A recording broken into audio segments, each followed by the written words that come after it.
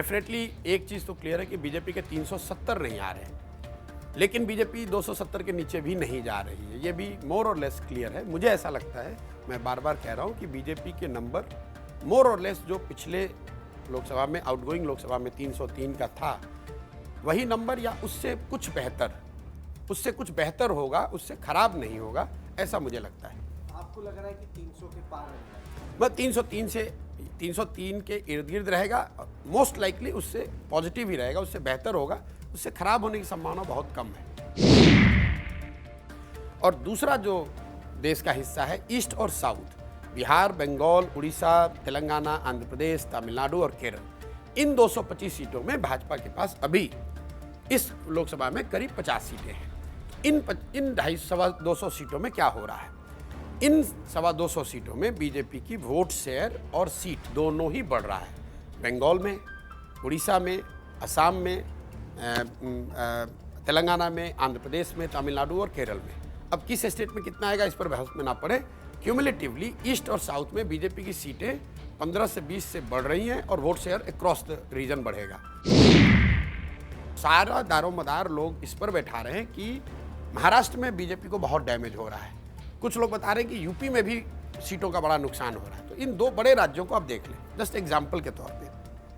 मान लीजिए कि लोग कह रहे हैं कि जो सबसे ऑप्टिमिस्टिक ऑपोजिशन के नंबर आए हैं महाराष्ट्र से, लोग कह रहे हैं कि हम 20 से 25 सीट जीतेंगे। तो अगर 20 से 25 सीट ऑपोजिशन जीत भी जाता है, मान लीजिए कि जीत गया, तो भी आउटगोइंग लोकसभा में तो बीजेपी के महाराष्ट्र में सिर्फ 23 सीटें हैं। 23 से कम तो तब भी नहीं हुआ, तो बीजेपी का नंबर घटेगा कैसे? कुछ लोग कह रहे हैं यूपी में इस बार नंबर घट रहा है। तो लोग भूल गए हैं, थोड़ी मेमोरी कम है लोगों की, कि भाई पिछली बार बिहार और यूपी मिलाकर बीजेपी को करीब 25 सीटों का नुकसान हुआ था 2014 के मुकाबले, जो बंगाल जैसे राज्यों से पूरा हुआ था। वो नुकसान इसलिए हुआ था कि बसपा सपा साथ में लड़े थे और बीजेपी 73 से घट के 62 पे, 62 पे आ गई थी। तो अगर कोई ये कह रहा है कि यूपी में बीजेपी को 20 सीटों का नुकसान हो रहा है, तो मैं बहस में पड़े बगैर ये कहूँगा, भाई तो फिर बीजेपी की सीट घटी कहाँ? उनके तो 62 है ही, 18 पहले से हारे हुए हैं।